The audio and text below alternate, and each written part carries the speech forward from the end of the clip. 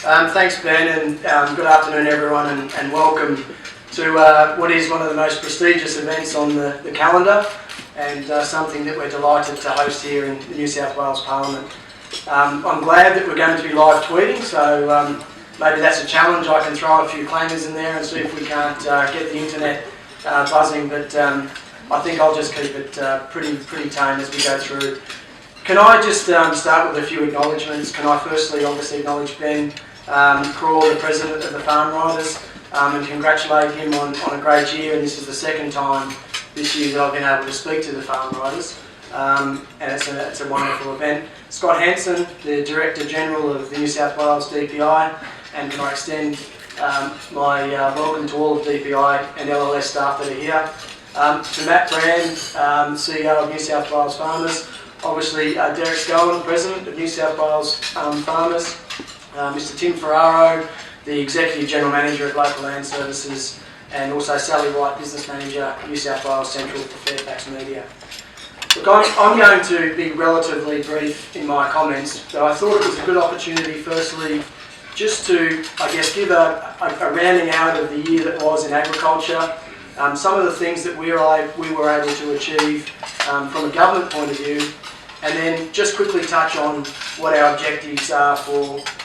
the next 6 to 12 months within the portfolio. And it's a great position to be in today, to stand here as Minister for Primary Industries, but also Minister for Lands and Water, and I think it is exciting that those portfolios are together. It is a large job, but it's something that complements each other, and there are some definite synergies right across the portfolio when we're looking at issues to be able to consider the broader context and some of the solutions that go with that broader portfolio. We know it's been, I guess, an up and down year in the agricultural sector, or the primary industry sector as a whole here in New South Wales. We know that we've got some good conditions out there, some strong commodity prices, particularly in beef, and we know that there's a lot of optimism. DPI are reporting an increase in exports for some of our forestry and fishing commodities, which is exciting. And I know that ABARES have recently put out some information talking about that exported commodity out of New South Wales being an increase of around 8%, which is perfectly timed to dovetail into the industry action plan and what we're trying to achieve in New South Wales to build upon that $12 billion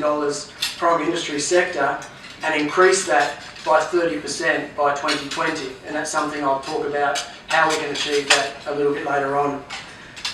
Although we have some optimism and some good conditions, we also know that some parts of the state are doing it tough. I've recently come back from Collarenebri and had a look at some of our farmers up there and the conditions that they're facing. There's no doubt that there is that pocket that has missed out on some of the rains for some time now, and is presenting numerous challenges to those producers. We know that we had a good start to the season in some parts, and then some late storms got in the way of some of the harvest, and we weren't able to reach some of the potential in some parts of the state, and in other areas we know that it's been quite good. So, like anything with the primary industry sector, we know that the people within the sector are resilient, they can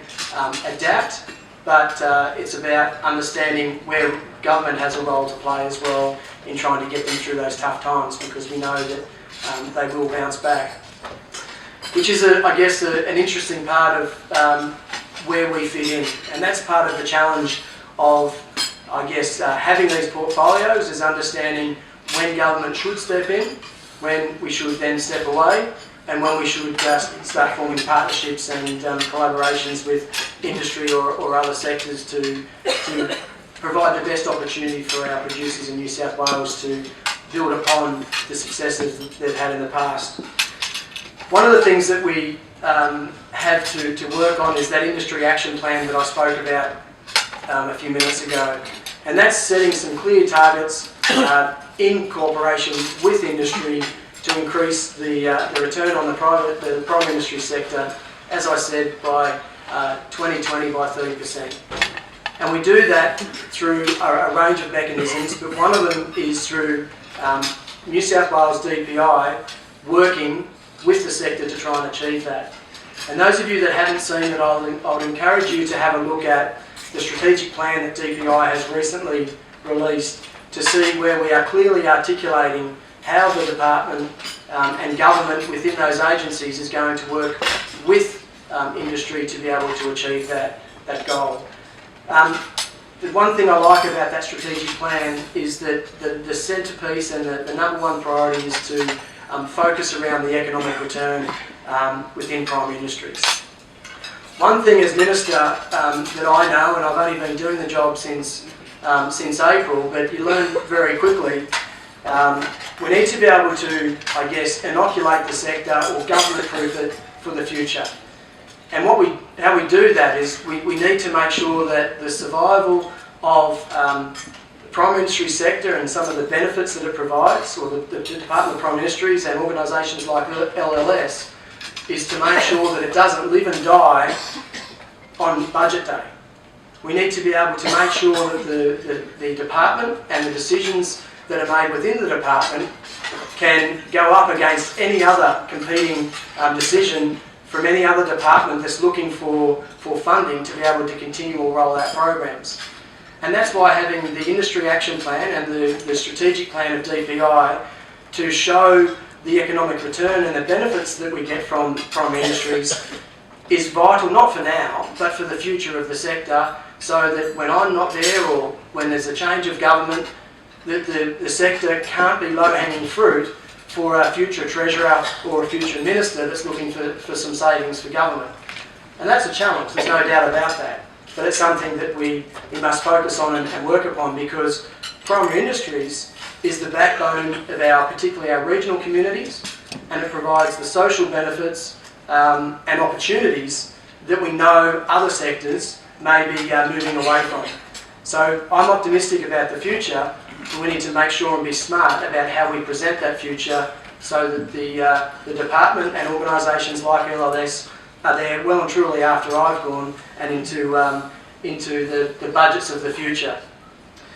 We also need to make sure that we sustainably manage our natural resources. And obviously as Water Minister, we've got that challenge around things like the Murray-Darling Basin, and any time that we're looking at any of those decisions from a state, talking to my interstate counterparts and our federal water/agriculture minister now, we need to be continually at the table prosecuting the triple bottom line and making sure that the community's voices are being heard when we go in and have those conversations. There's no doubt that particularly in the water space, there has been a lot of hurt. There's a breakdown of trust, and we need to be able to get some certainty back into some of our communities, but make sure that we do that in a way that is also about managing the sustainable use of those natural resources. When I talk about those natural resources, I include other industries like the forestry sector, and we're doing a body of work there to look at the future of that sector as well, and I'll quickly touch on that a bit later on. We also need to understand when it's best for government to get out of the way. And we don't want to tie up those businesses, particularly in our regional communities, in red or green tape. And we need to be able to clearly define what is our role and when we need to exit the space. And that's a challenge that we've set with New South Wales farmers, to go through and have a look at unnecessary regulation and burdens, and we'll continue to have that conversation and continue to remove that, so again we can get out of the way when we need to get out of the way. We also need to celebrate and continue to invest in innovation. One of the best things that I do as Minister is I get to travel across different parts of New South Wales, have a look at different sectors and see the innovation and the collaboration that we have in our research stations, also with private sector and research organisations. I get excited when I see that type of collaboration, because that's where the future is heading, being smarter, being ahead of the pack, so that we can continue to be a powerhouse when it comes to primary industries in New South Wales. You know, I get excited when I see new varieties of rice that are being grown in partnership between DPI and our research stations and industry, like sunrice, that may be able to be harvested 50% quicker than the normal varieties, which is going to mean either two crops in in a cycle, or maybe even just one crop with less use on water.